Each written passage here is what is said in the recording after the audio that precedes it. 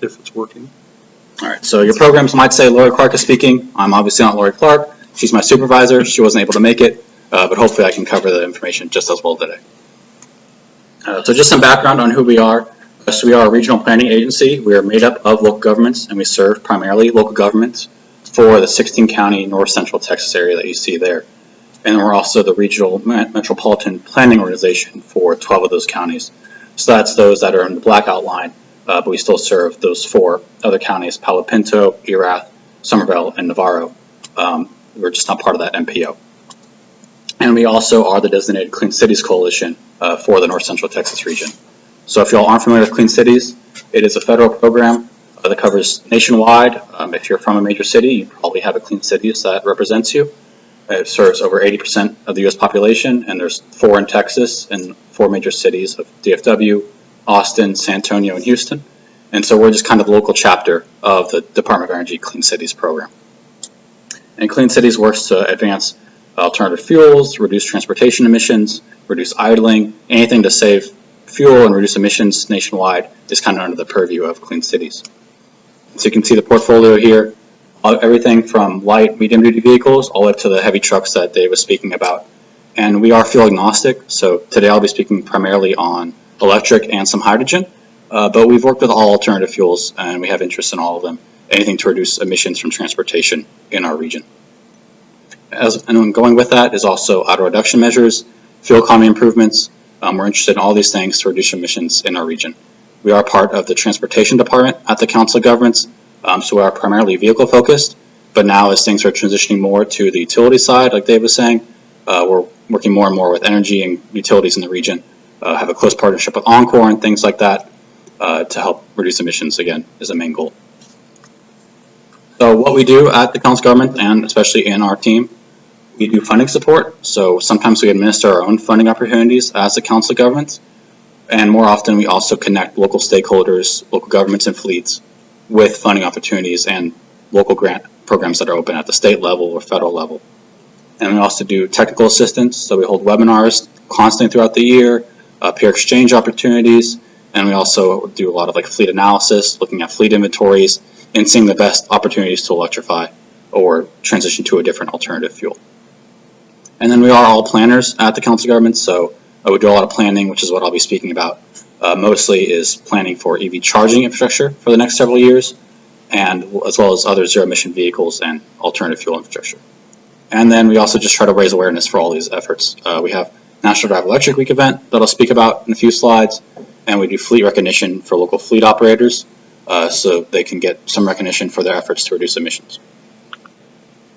So key focus areas of our team. So our team at the Council of Governments, I'm part of the Clean Fuels and Energy team, which is split into these 3 main prongs.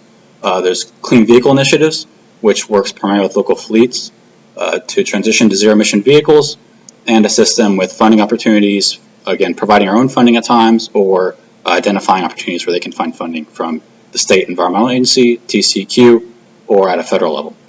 And then I lead our Alternative Fuel Infrastructure Initiatives team. So we're working to build and support EV charging infrastructure installations throughout our 16-county region. And we also want to make sure those stations, when they are built, are reliable and resilient. So in the event of another Winter Storm Uri or any other sort of event or increased demand on the grid, that those charging stations are still operable, so the increased amount of EVs is still able to travel and charge. And we're also looking at, again, medium and heavy duty vehicles. So everything from light duty up to medium and heavy duty, we're looking at that for not just electric, but hydrogen as well is a key component for especially long haul freight, is where we're really interested in hydrogen taking off. And then the last part of our team, energy integration, community readiness. This sector of our team really speaks to that sort of grid capacity that I was talking about, to make sure when we build out all these charging stations and these vehicles are plugging in, that the grid doesn't go down, utilities are prepared, and to make sure that these projects can be completed as fast as possible. So we're working a lot with Encore and educating local governments to help streamline these processes, get some code standards for the region, things like that, and just increase the resiliency of the grid for this coming transition to zero-emission vehicles. So now I'll transition to more of what I directly work on day to day, our EV infrastructure planning work. So here you can see some data that we have available on our website.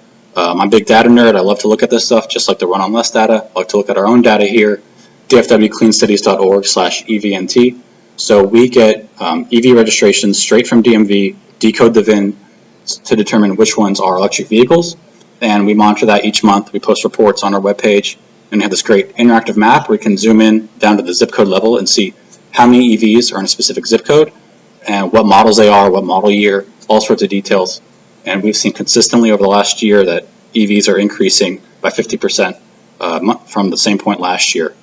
So this is something we're monitoring constantly, have available on our website. It's also a great infographic tool made by Power BI where you can drill down to exact regions, zip codes, cities, and see how many electric vehicles there are. So some more details on EV parking infrastructure specifications. So this is something our energy integration team works on, but basically there's three main components to have EV-ready parking infrastructure that you all may be aware of. There's EV-capable, which just has the capacity and the conduit installed, EV-ready, which has a full circuit, and you're just waiting for the charger to plug in, and then EV-installed, which obviously is a full EV charger ready to go. And one thing we love to emphasize is that it's very important to make sure that you meet these requirements with new construction. So if any new buildings coming up, new projects where you're tearing up concrete, you can really reduce the cost by getting EV-capable or EV-ready right from the get-go, rather than building new concrete and then tearing it up later and significantly reduce your infrastructure costs and prepare yourself to install EV charging stations in the future. So this is applicable for employee charging at workplaces or anywhere with fleets that might have EVs in the future. With new facilities, this is something that's really important to look at. And this ties right into EV-ready building codes and standards. So the International Code Council has some language released on EV-ready buildings, EV-capable.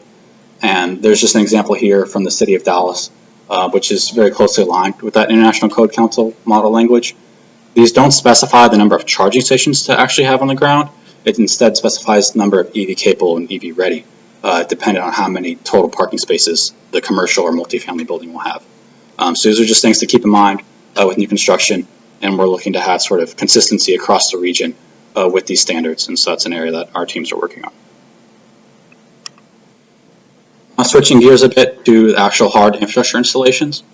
So if y'all aren't familiar with the NEVI formula funding, that's the National Electric Vehicle Infrastructure Formula Funding Program. That's $5 billion from the federal government to all the states to install EV charging stations. Through this program, the states have to create their own infrastructure deployment plan, and that plan has to include at least one station every 50 miles along designated alternative fuel corridors, which in Texas is just the major interstates throughout the state. And then the charger must be within 1 mile of the exit of the corridor, include 4 CCS DC fast chargers that can provide 150 kilowatts of power at all times, and a minimum power capacity of 600 kilowatts, so 150 times 4. And states must fill out these main corridors before they can provide funding for other areas of the state. So TxDOT is receiving $408 million over 5 years to build out this EV fast charging network across the state of Texas. And you can go on their website there. They just published a new version of the plan, and I'll go into more details about that here, or what this means for Texas and for our region. So TxDOT's plan is broken down into 2 phases. So phase 1 is what I just mentioned, building out those interstate corridors throughout the entire state. So you can kind of see an outline of them there. Those blue dots are where there will be charging stations that have just been selected from phase 1 at the end of last year, and so hopefully those will start construction this year and start getting underway. Within our region, 5 of those are in our metropolitan county area, and then 1 each is in Navarro and Palo Pinto counties in those outside areas I mentioned at the beginning. So this affects our region, but TxDOT is managing and administering this funding, and other states are starting to see this NEVI funding get on the ground and have operational stations. One important aspect that TxDOT kind of waited to include is that each station will not only have the 4 CCS connectors required at the federal level, but will also have 4 NACS connectors.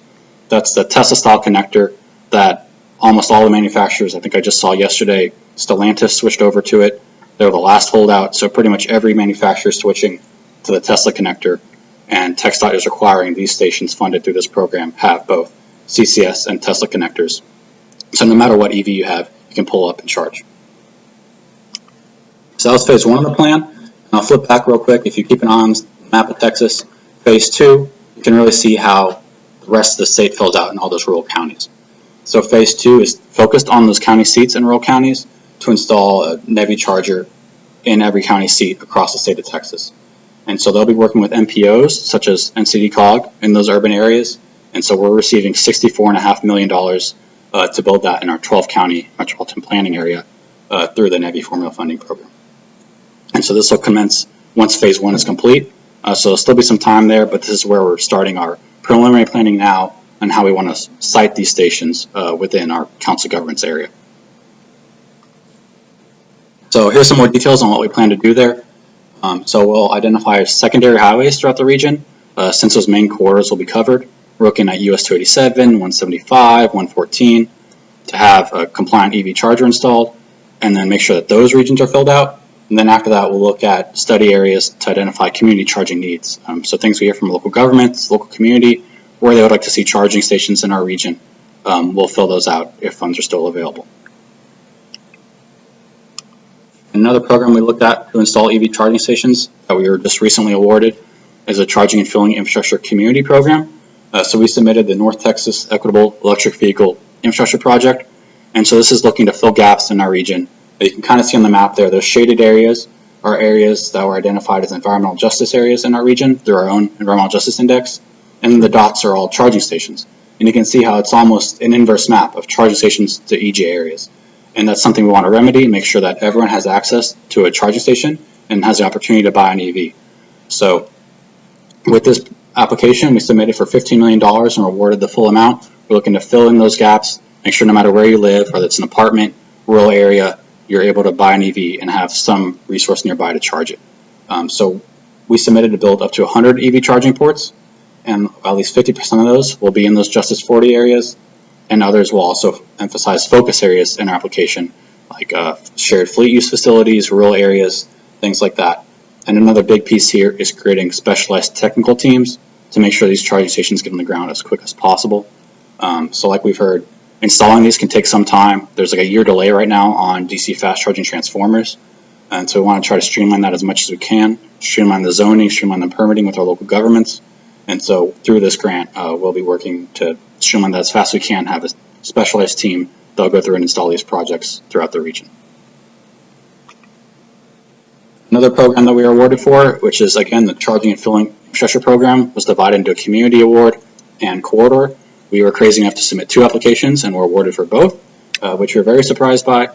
So this one is maybe a little less relevant for the group today, but it's a big award and we're really excited about it. This is a hydrogen electric freight infrastructure project to construct 5 publicly accessible, medium, heavy-duty hydrogen refueling stations across Texas.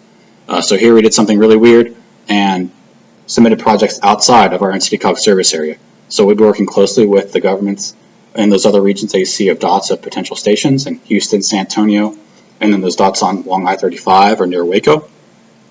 And so we'll build out 5 of those sites to have hydrogen refueling stations in our region. One will be at the Alliance Texas Mobility Innovation Zone, one will be at the South Dallas County Inland Port, and then the others, as I mentioned, are throughout the Texas Triangle, since we're really hearing from our stakeholders through some other efforts that to have a hydrogen refueling network, you can't just have one station. You need to be able to transport and refuel across the country, across the Texas Triangle to really make it work. It wouldn't just work if there's 1 or 2 stations locally.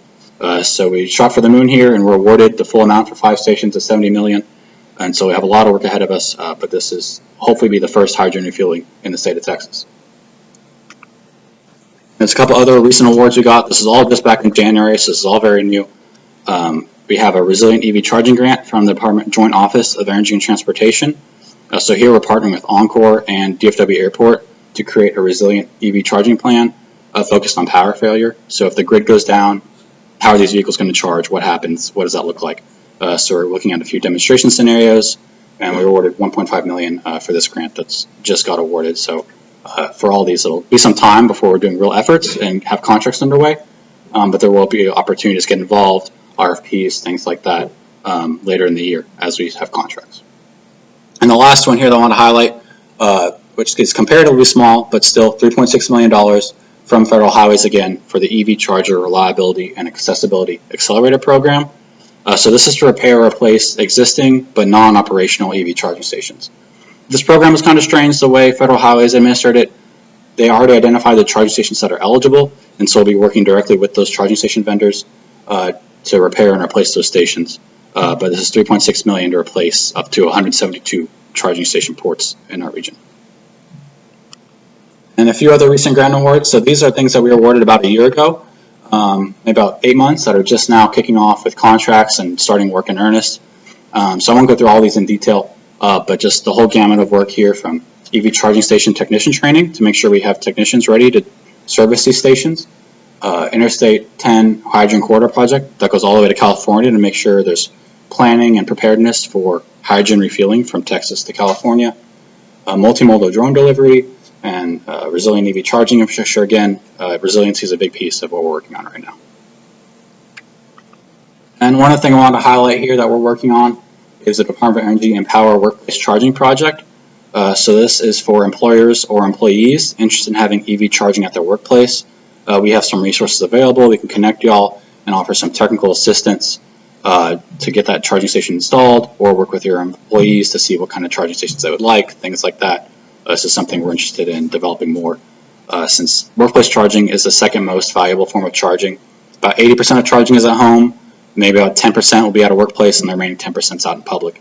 So even though all those awards I mentioned were for publicly accessible charging, that's really a small piece, and a lot of it will be for workplace charging. Could have a big component too for the future of EV charging stations. And then last year, I just want to highlight some funding opportunities for electric vehicles that y'all may or may not be aware of, and EV infrastructure. So first is the EV tax credit. So that's 15% of the purchase price for plug-in hybrid vehicles, 30% of the purchase price for EVs, and that should say fuel cell electric vehicles, up to $7,500 for light-duty vehicles, up to $40,000 if it's above 14,000 pounds. And so that's just a federal tax credit, no deadline. And TCQ also has the light-duty rebate, which just ended like last week for EVs, but there's still up to a $2,500 rebate for natural gas light-duty vehicles. But the EV rebate will open again in fall of 2025. And then there's also from the TCQ, from the Volkswagen settlement, there's the all-electric grant program. So this requires replacement of an older existing diesel vehicle or equipment, and this will fund up to 100% of the cost of the new vehicle for a local government, or 75% if it's not a local government. And so there's still some funding left for our region for heavy-duty vehicles and equipment there, or airport ground support equipment, or like cargo handling equipment and forklifts to be all electric. This is a great opportunity to get a lot of that cost covered. And it's a state program, so it's much easier to manage than, say, a federal program with a lot of reporting and application requirements. And then on the infrastructure side, there's again a tax credit, alternative fuel infrastructure tax credit. It's up to 30% of the cost if it's in a qualifying area. And if you're installing it at your own home, you can also get a tax credit, I believe up to $1,000. And then TCQ, again, just opened this program, alternative fueling facilities. This will fund construction of new or expansion of existing alternative fueling facilities. Most relevant for this group, it's up to 50% of the cost, or up to $600,000 for an EV charging station project. And again, this is a state program, it'll be much easier to apply to than most federal programs. This just opened, closes March 22nd, and this program does prefer publicly accessible fueling projects. But those will receive priority, but private fueling projects are also eligible. And USDA also has some opportunities through the Rural Business Development Grants for rural charging station projects. And then the charging and fueling infrastructure project that I mentioned that we applied to should be opening up early this year, any day now really, and that'll cover up to 80% of the project costs. But again, that's a federal program, so it'll be much more competitive and a much more stringent application process. Just a couple of reminders here as I close out. So I mentioned in the very beginning, we have this big National Drive Electric Week event each year. This is kind of a public car show for electric vehicles and EV related things. So that's a photo from last year's event at Tanger Outlets. We hold it each October in coordination with National Drive Electric Week. So just save the date, Sunday, October 6th. We're going to have it possibly at Tanger Outlets again. If you sign up for our email list, dfwcleanscities.org/get-involved, we'll put out requests for speakers, or not speakers, exhibitors, and people to have tables, things like that, and sponsors. So it's a big event we do each year. I try to get as many people as possible out there. And then other ways to get involved, email us anytime with any questions.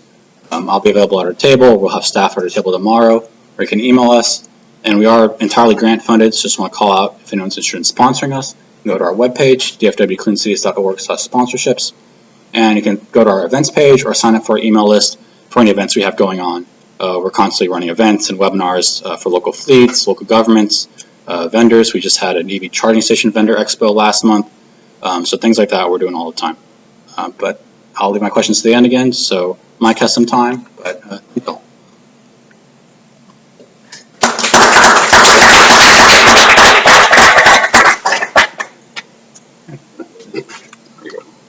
Great job.